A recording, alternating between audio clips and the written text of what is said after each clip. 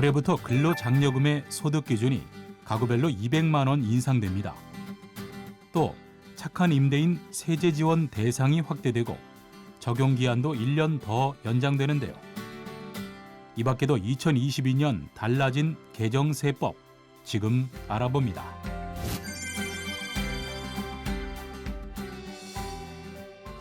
먼저 저출산 극복을 위한 임신과 출산 관련 세제 지원을 강화하기 위해 난임시술과 미수가 선천성 이상아에 대한 의료비 세액공제가 확대됩니다.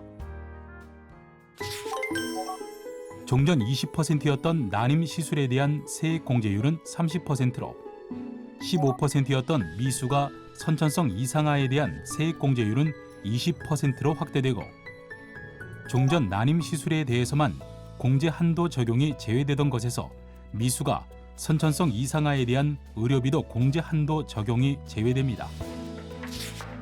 또 저소득 가구에 대한 지원을 확대하기 위해 근로장려금의 소득 기준이 가구별로 200만 원 인상되는데요.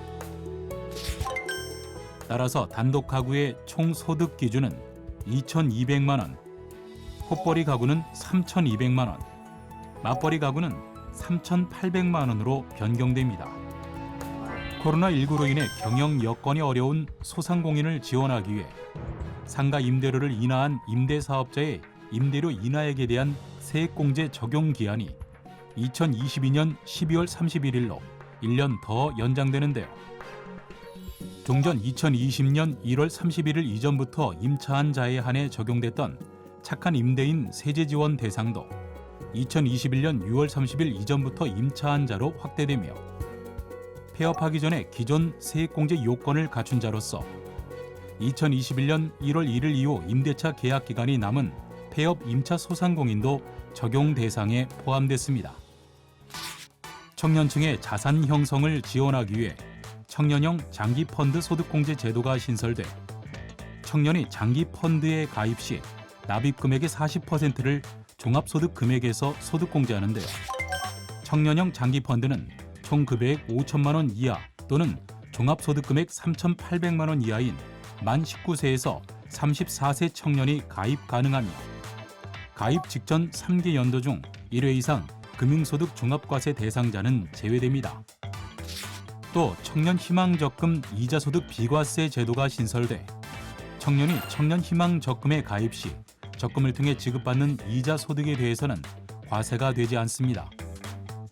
이와 함께 상속세 납부와 관련한 납세자의 편익을 제고하기 위해 상속세 연부 연납 기간이 5년에서 10년으로 연장되고 돌아가신 분과 사망일부터 소급하여 10년 이상 계속해서 1세대 1주택을 구성하면서 하나의 주택에서 동거한 사람이 주택을 상속받을 경우 주택 가격의 100%를 6억 원 한도로 공제받을 수 있는 동거주택 상속 공제의 대상이 종전 직계 비속만 허용되던 것에서 사위나 며느리 등 직계 비속의 배우자까지 확대됩니다.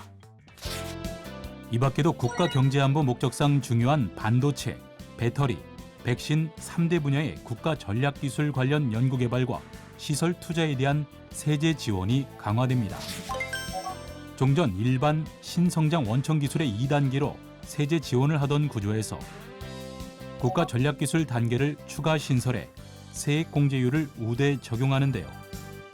이에 따라 연구개발 비용은 신성장 원천기술 대비 10%포인트 상향되고 시설 투자 비용은 신성장 원천기술 대비 3에서 4%포인트 상향되며 세제 지원은 2021년 7월 1일부터 2024년 12월 31일까지 국가 전략기술과 관련된 연구개발 비용을 지출하거나 시설을 투자하는 분에 대해 적용됩니다.